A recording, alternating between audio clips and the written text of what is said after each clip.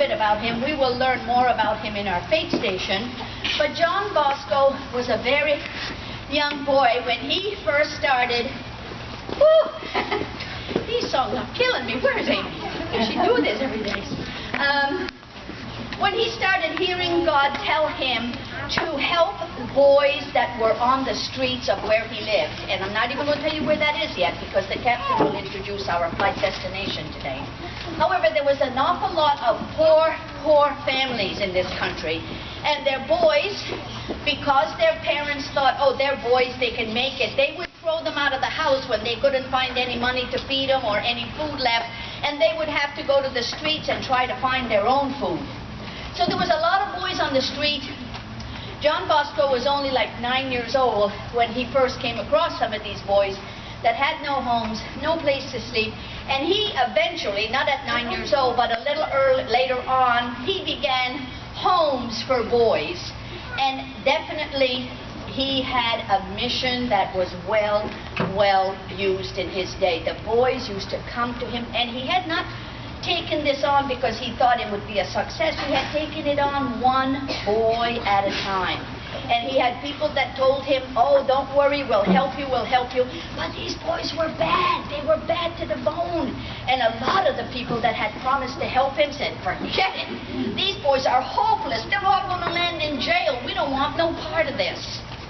But John Bosco believed in them.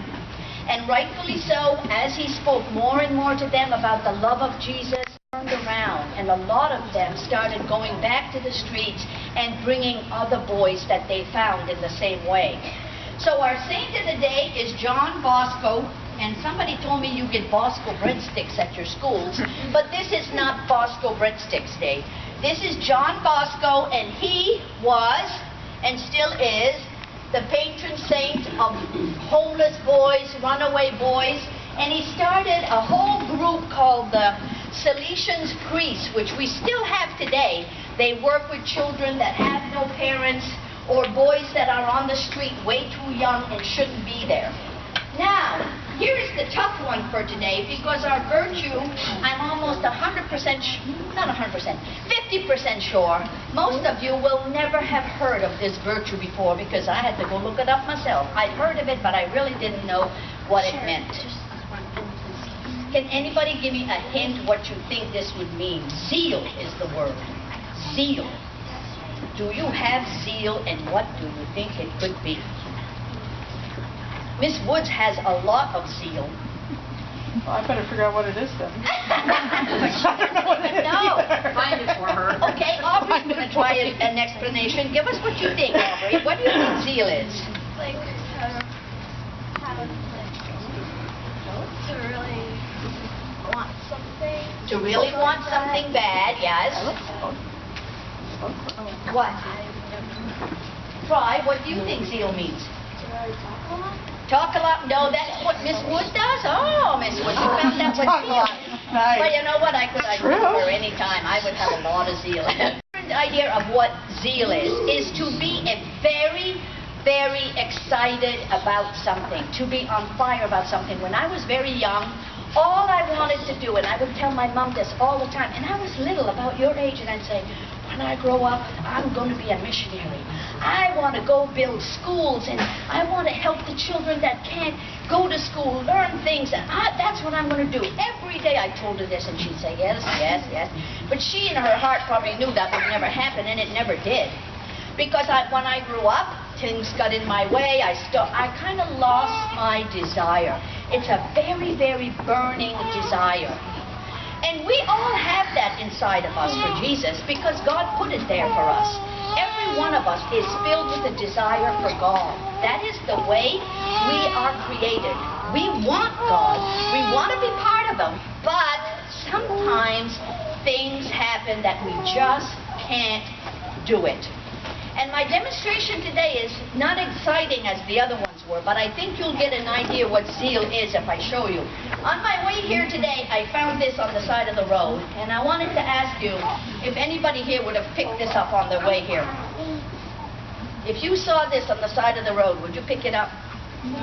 No, probably not, because it's kind of yucky, it's gray, it's dull, it's not pretty, Looks technically like a piece of garbage, doesn't it? And why would I pick that up? Well, watch what happens to my piece of garbage when I do something to it. Watch, when I get fired up about it, watch what's going to happen to the piece of garbage I found. Ready? That's assuming it'll light for us so we can see. Come on. I have those. Yeah, we just probably all had them. Hopefully she's coming on. Hey! That is zeal. Right there. I went to my friend's house and I hear a piece of it right there. Did it say yours purple? Yeah, I know you do, my friend. I know you do. I don't know what.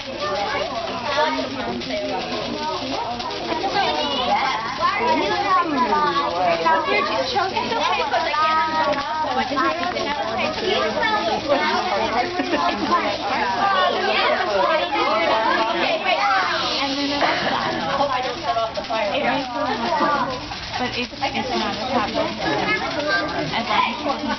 Where did she go? We don't want to set off the smoke alarm. Did you see zeal in action, though? Now, here's the thing for you to remember today. Every one of us, we have a choice to make.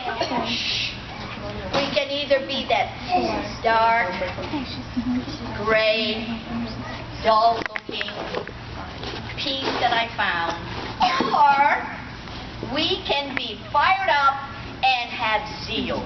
Now, you don't have to go become a missionary in a foreign country to have zeal. You can have zeal right here in your own church.